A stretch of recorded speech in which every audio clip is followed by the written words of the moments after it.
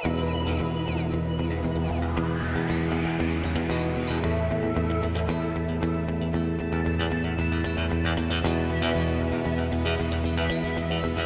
talked about the raw ingredients and we've talked about how you guys sort of wanted to envisage the beer, but let's talk about how it's actually made. So what are we standing next to? Yeah, well, this vessel is the mash tun, so this is really where the process starts. This is where we mix the hop liquor. Brewers always talk about liquor. Right. Not allowed to use the word water. Water. Washing, isn't it, in a brewery? Yeah, liquor for brewing. Liquor for brewing, water for washing. So this is where we mix the hop liquor with the crushed malt. Right, and malt is barley that's been germinated and then toasted? Yeah, it's germinated and killed, and that's where it develops the flavours and the colours. So that differentiates the brand, the way that it's killed, and that will develop the colour that comes in the beer. So the kilning's happened, the barley's been malted, it's been crushed up in a mill, and it comes into here.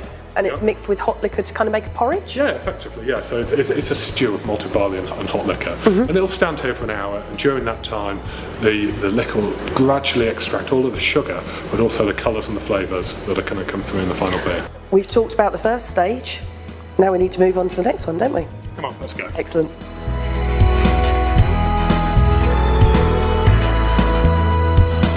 Taken the first step of the journey of Nicholson's Pale Ale. We've seen all the mashing in and everything, and I believe this is the second step, isn't it? So what have we got here? This is the work copper.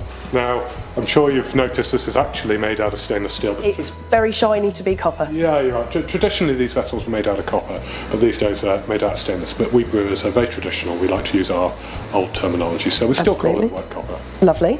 So easier to clean, but also, what's the purpose? What's the beauty of this particular vessel? What does it do? Well, if you go to an American brewery, they actually call this the work kettle, and that really describes a little bit better exactly what it is. This is where we're going to boil the wort. So we've extracted 50,000 pints of sweet sugary extract from the mash tun. That's now in this vessel. We're going to bring it to the boil, and then we're going to add hops. Right, okay, and we have some hops here, don't we? Now these look more akin to horse feed or dog nuts to me.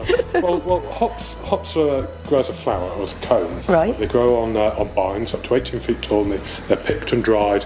And we either use them as flowers for aroma, but also in the copper we have them as pellets. And this pellet really is, I call it the Weetabix of hops. There's nothing added, nothing taken away. It's just hops that have been milled and pelleted, but that process just means we can really efficiently extract the bitterness and the aroma from the pellet. Okay, so everything that's in a hop flour that we'd expect, and this has got everything in it that a hop flour, whole hop flour would have. Yeah, absolutely. Okay, so what do we do with these? What's their purpose? Yeah, so these are put into beer for two things: to give bitterness, and beer needs bitterness to balance the sweetness of the malt, and also to give flavour and aroma. Okay, we have the hops that are added for the bitterness, which are these guys here.